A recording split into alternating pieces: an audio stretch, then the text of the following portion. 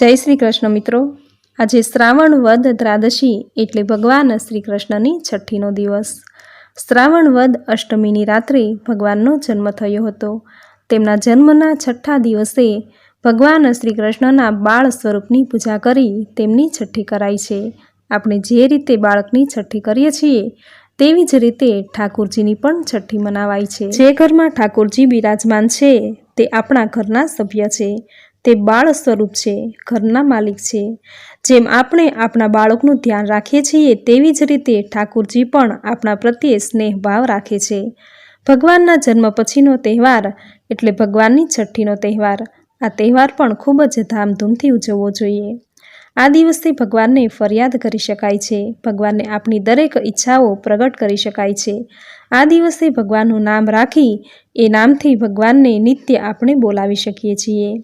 જે ઘરમાં ભગવાનની છઠ્ઠીની પૂજન વિધિ થાય છે એ ઘરમાં સુખ શાંતિના ભંડાર છલોછલ ભરેલા રહે છે। આ દિવસે ભગવાનનું બાળ સ્વરૂપ લડ્ડુ ગોપાલની સ્નાન, વસ્ત્ર, નૈવેદ્ય આદિથી પૂજા કરી તેમનું નામકરણ કરવામાં આવે છે તથા ભગવાનની છઠ્ઠીની કથા સાંભળવામાં આવે છે। જેમણે જન્માષ્ટમીનું વ્રત પૂજન કર્યું હોય, જન્માષ્ટમીનો ઉત્સવ ઉજવ્યો હોય તેમણે છઠ્ઠીનું પૂજન પણ જરૂર કરવું જોઈએ। મિત્રો, બાળગોપાલની મૂર્તિની આ પહેલી જન્માષ્ટમી છે તો આ છઠ્ઠીની પૂજા પણ કરવી જ જોઈએ। ત્યાર પછી દર વર્ષે છઠ્ઠી પૂજા જો ન થઈ શકે તો કોઈ જરૂરી નથી, પરંતુ લડ્ડુ ગોપાલની પહેલી જન્માષ્ટમીની પૂજામાં છઠ્ઠીની પૂજા જો બની શકે તો જરૂર કરવી। આ છઠ્ઠીની પૂજામાં ભગવાન શ્રી કૃષ્ણને સૌ પહેલાં શુદ્ધ જળથી સ્નાન કરાવી ત્યારબાદ 3 વાર દૂધમાં ડૂબકી લગાવવી। કોઈ પણ પાત્રમાં દૂધ લઈ 3 વાર ભગવાનને ડૂબકી લગાવી। એવું કહેવાય છે કે ભગવાનને ડૂબકી લગાવતી વખતે મનની ઈચ્છા મનમાં વ્યક્ત કરવાથી વ્યક્તિની ઈચ્છા તત્કાલ પૂર્ણ થાય છે। ત્યાર પછી પંચામૃતથી સ્નાન કરાવી, કેસરયુક્ત દૂધ અથવા સુગંધિત ચંદનયુક્ત જળથી સ્નાન કરાવી સ્નાન કરતી વખતે ઓમ નમો ભગવતે વાસુદેવાય મંત્રનો જપ કરવો। ત્યાર પછી કાનાની નજર ઉતારવી। આ રીતે સ્નાન કરાવી પીળા રંગના વસ્ત્રો પહેરાવી કેસર અથવા ચંદનનું તિલક કરવું, તેમજ કાનાને નજર ન લાગે એ માટે મેષ અથવા તો આંજણથી ગાલમાં ટપકું કરવું। આ દિવસે કાનાને પીળા રંગના કોરા વસ્ત્રો પહેરાવવા તેમજ પીળા રંગના દોરાના અથવા નાડા છડીનું આભૂષણ બનાવી કાનાનો શૃંગાર કરવો, તેમજ મોરપીંછવાળો મુગટ પહેરાવવો। કાનાને મોરપીંછ અતિ પ્રિય છે, આથી કાનાને મોરપીંછવાળો મુગટ જરૂર પહેરાવવો। આ રીતે જેમણે જન્માષ્ટમીનું વ્રત કર્યું હોય, જન્માષ્ટમીના દિવસે ભગવાન શ્રી કૃષ્ણનો જન્મ ઉત્સવ મનાવ્યો હોય તેમણે ભગવાનના જન્મના 6 દિવસે ભગવાનની છઠ્ઠીનો ઉત્સવ પણ જરૂર કરવો જોઈએ। મિત્રો, ખાસ કરીને દ્વારિકામાં જન્માષ્ટમી દરમિયાન ભગવાનના જન્મના 6 દિવસ બાદ ભગવાન શ્રી કૃષ્ણની ષષ્ઠી કરવામાં આવે છે તથા માતા દેવકીની પ્રસૂતાની જેમ સેવા કરવામાં આવે છે। ભગવાનના જન્મ બાદ બીજા દિવસને પાલના નવમી તરીકે ઉજવાય છે। આપણે ત્યાં બાળકના જન્મ બાદ તેને ઘોડિયામાં પોઢાડવામાં આવે છે, એવી જ રીતે ભગવાન શ્રી કૃષ્ણને પણ તેના બાળ સ્વરૂપનો ભાવ કરી પારણામાં ઝૂલાવવામાં આવે છે। ભગવાનના જન્મના 6 દિવસ સુધી તેમને પારણામાં ઝૂલાવવામાં આવે છે। એ જ પ્રકારે માતા દેવકીને પણ એક પ્રસૂતાની જેમ જ ધ્યાન રાખવામાં આવે છે, તેમની સેવા પૂજા કરવામાં આવે છે।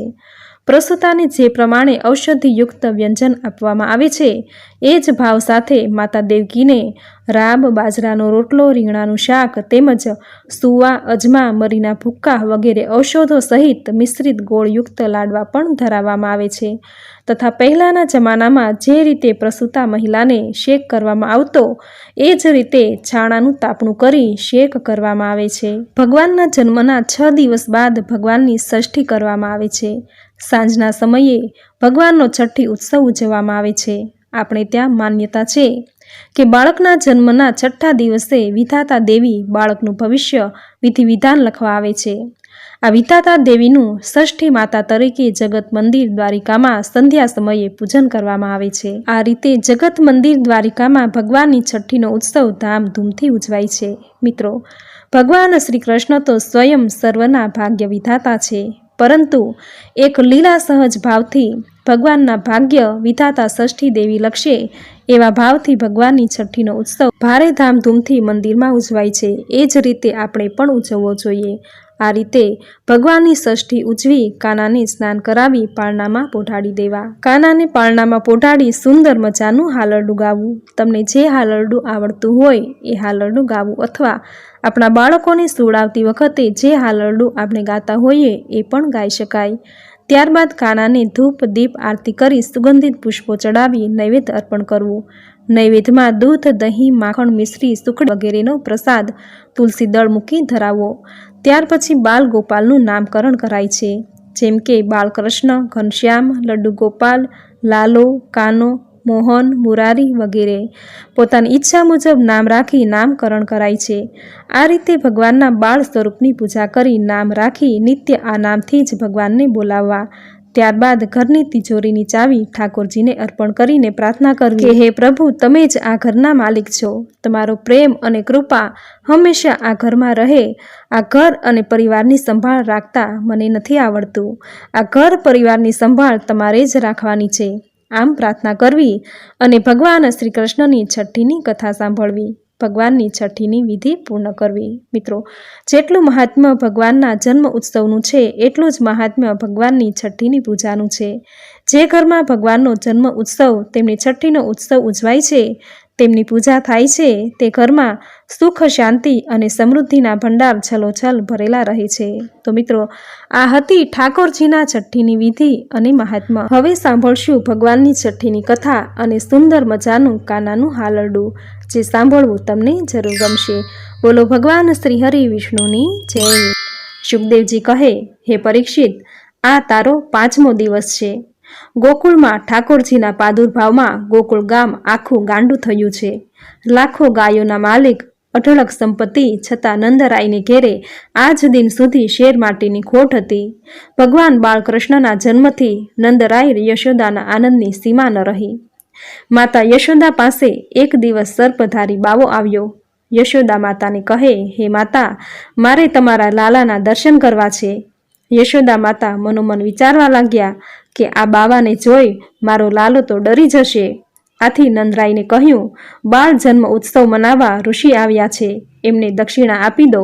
બાવો કહે, માં, મારે દક્ષિણા નથી જોઈતી, મારે તો લાલાના દર્શન કરવા છે. અંદર બાળકૃષ્ણ રડવા લાગ્યા. માતા યશોદા ઘણા વાના કરે છે, પણ કનૈયો છાનો રહેતો નથી. બાવાજી કહે, બાળકને અહીં લાવો, મારી પાસે બાળકને છાનો રાખવાનો મંત્ર છે. યશોદાજી કહે, બાવાજી દૂર ઊભા રહો, હું મારા બાળકને લઈને આવું છું. બાવાજી પણ રડવા લાગ્યા. બાળક બાવાજીને જોતા જ હસવા લાગ્યો. બંને હસ્યા. બાવાજી સાક્ષાત શિવજી હતા. ઠાકોરજીના બાળ સ્વરૂપના દર્શન કરવા આવેલા હરિ અને હર મળ્યા, સાથે રડ્યા અને સાથે હસ્યા. ત્યાર પછી શ્રી શુકદેવજી આગળ બોલ્યા, હે રાજન, મહાન તપસ્વી ગર્ગાચાર્ય, જે યાદવોના પુરોહિત હતા, તે વાસુદેવના કહેવાથી નંદરાયના વ્રજમાં ગયા. ત્યારે નંદરાયે તેમને પોતાના પુત્રોના નામકરણ વિધિ કરવા માટે પ્રાર્થના કરી. ત્યારે ગર્ગાચાર્યે કહ્યું, હું યાદવોના આચાર્ય તરીકે જાણીતો છું, તેથી જો હું તમારા પુત્રોના સંસ્કાર કરીશ તો દુષ્ટ બુદ્ધિવાળો કંસ તમારા પુત્રને દેવકીનો પુત્ર માની લઈ તેનો વધ કરી નાખશે, તો દોષનો ભાગીદાર હું નહીં થાવ. ત્યારે નંદરાયે તેમને પાછળના ભાગમાં આવેલા ગાયોના વાડામાં કોઈ પણ ન જાણે તેમ આ બાળકોના સ્વસ્તિ વાચન પૂર્વક યોગ્ય સંસ્કાર કરી આપવા કહ્યું. નંદરાયના કહેવાથી ગર્ગાચાર્યે એકાંતમાં બંને બાળકોના નામ પાડ્યા. રોહિણીનો આ પુત્ર ગુણો વડે સંબંધીઓનું રંજન કરતો, તેથી રામ કહેવાશે. વળી તે અતિ બળવાન હોવાથી બલ તરીકે પણ જાણીતો થશે. યશોદાના આ પુત્ર દરેક યુગમાં રંગ બદલતો આવ્યો છે. આ વખતે તેણે શ્યામ વર્ણ ધારણ કર્યો છે. તે સર્વના મનને આકર્ષિત લે છે અને સર્વને આનંદ આપે છે. આથી તેનું નામ કૃષ્ણ રાખો. આ બાળક મહાજ્ઞાની છે. તેના જન્માક્ષર અતિ સારા છે. યોગ ગ્રહ ઉચ્ચ ક્ષેત્રમાં છે, પણ એક ગ્રહ રાહુ બહુ ખરાબ છે, પણ કંઈ ડરવા જેવું બનશે નહીં. તેના સપ્તમ સ્થાનમાં નીચ ક્ષેત્રમાં રાહુ હોય તે અનેક સ્ત્રીઓનો સ્વામી થાય છે. તેના ગુણ અને કર્મ અનુસાર એના અનેક નામો છે, જે કોઈ જાણતું નથી, પણ પુત્ર તમારું કલ્યાણ અવશ્ય કરશે. આ કનૈયો નારાયણ જેવો છે, આથી તમે સાવધાન રહી તેની રક્ષા કરજો. ધીરે ધીરે બંને બાળકો ઘૂંટણના સહારે ચાલવા લાગ્યા. ગોપીઓ માતા યશોદાને કહેતી કે હે માં, તમારો કનૈયો તો અતિ નટખટ છે. એ બધાયના વાછરડાઓને છોડી મૂકે છે. દહીં અને માખણ અમારા ચોરીને ખાઈ જાય છે અને તમારી પાસે આવીને ભોળો બની જાય છે. એક દિવસ બલરામ અને ગોપ બાળકો યશોદાને કહેવા લાગ્યા, આ કૃષ્ણે માટી ખાધી છે. માએ કૃષ્ણ સામે જોયું તો એ બોલ્યો, માં, મેં માટી નથી ખાધી. આ લોકો જૂઠું બોલે છે. ભરોસો ન હોય તો મારું મોઢું ખોલીને જોઈ લો. ત્યારે માતાએ એના મુખમાં જોયું તો તેમાં ત્રણેય લોક દેખાયા. આથી તે આશ્ચર્યમાં ડૂબી ગઈ અને એને વિશ્વાસ બેસી ગયો કે આ સાક્ષાત ઈશ્વર જ છે. ત્યાર પછી એ સઘળું ભૂલીને કૃષ્ણને ગોદમાં બેસાડી લાડ પ્યાર કરવા લાગ્યા. તો આ હતી ભગવાન શ્રી કૃષ્ણના નામકરણની કથા. બોલો ભગવાન શ્રી હરિ વિષ્ણુની જય. તો મિત્રો, હવે સાંભળશું ભગવાન શ્રી કૃષ્ણનું સુંદર હાલરડું, જે સાંભળવું તમને જરૂર ગમશે. તો હાલરડું શરૂ કરીએ. કાનુડા ભાઈને હાલા ગાવ, કાનુડા વીરને હાલા ગાવ. સાવ સોનાનું પારણિયું ને હિરલા દોરી હાથ. સાવ સોનાનું પારણિયું ને હિરલા દોરી હાથ.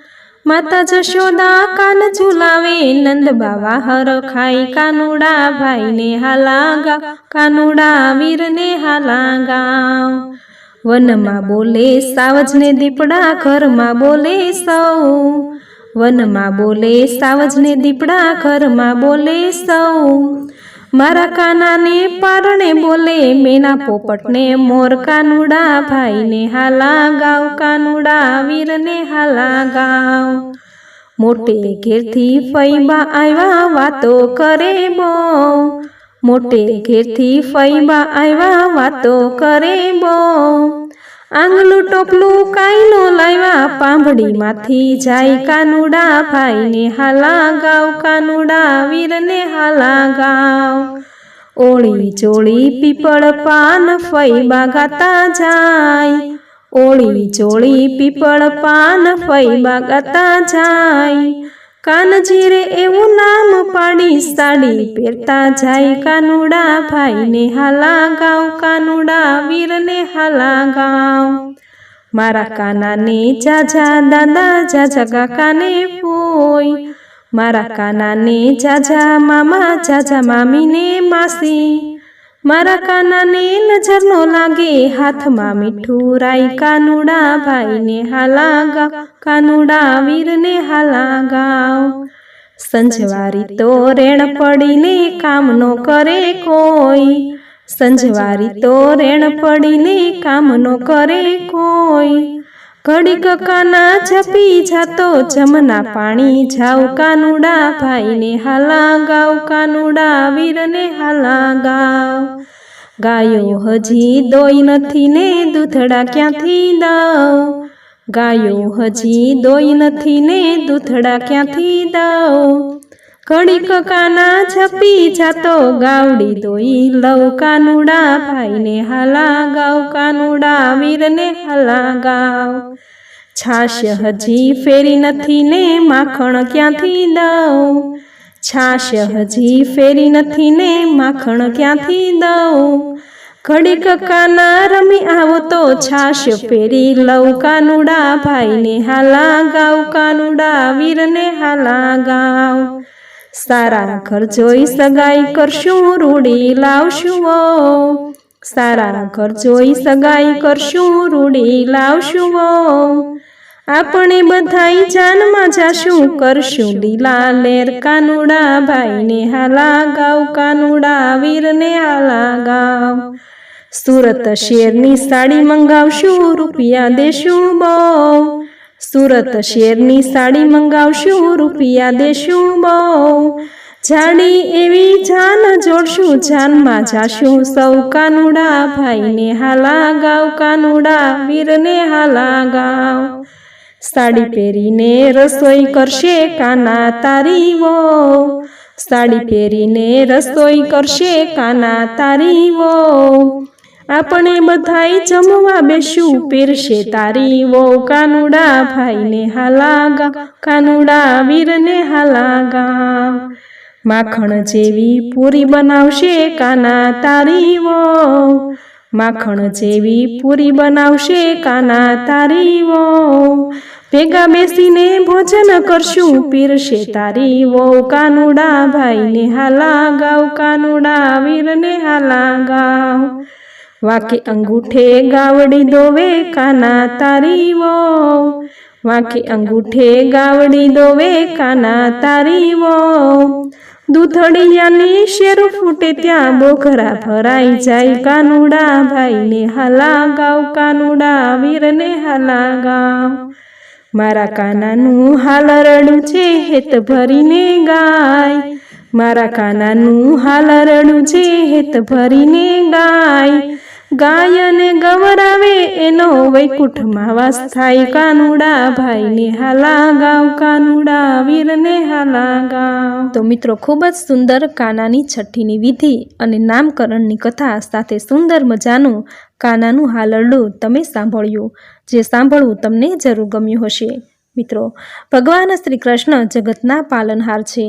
ભગવાનની છઠ્ઠીની પૂજા જે ઘરમાં થાય છે, તેનો જન્મ ઉત્સવ જે ઘરમાં ઉજવાય છે, તે ઘરનું પાલન પોષણ ભગવાન શ્રી હરિ પોતે કરે છે.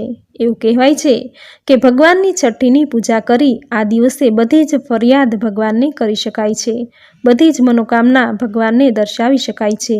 તે ચોક્કસ તેમની છઠ્ઠીના દિવસે તેમના ભક્તોની પ્રાર્થના સાંભળે છે અને તેમના દુઃખ, દર્દ, રોગ દૂર કરી મનવાંછિત ફળ પ્રદાન કરે છે.